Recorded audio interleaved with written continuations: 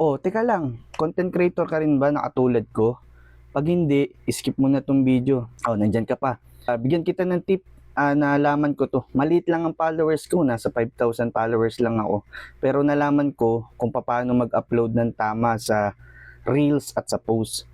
Ngayon, pag pala ang video ay under 15 seconds pababa, dapat i-upload mo siya ay sa Reels. Tapos, pag naman ang video mo ay 15 seconds pataas, i-upload mo na siya ay sa post. Huwag mo na siyang i-upload sa Reels.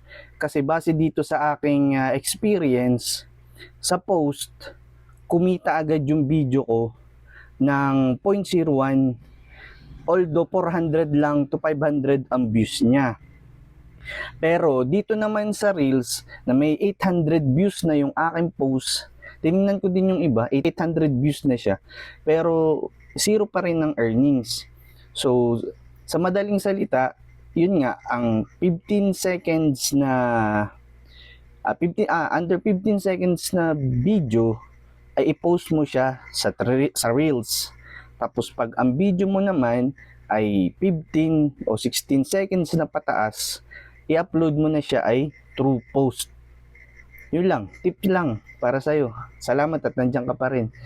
Pag nakatulong ako sa'yo at na-verify mo, baka naman i-follow mo ako. Bye!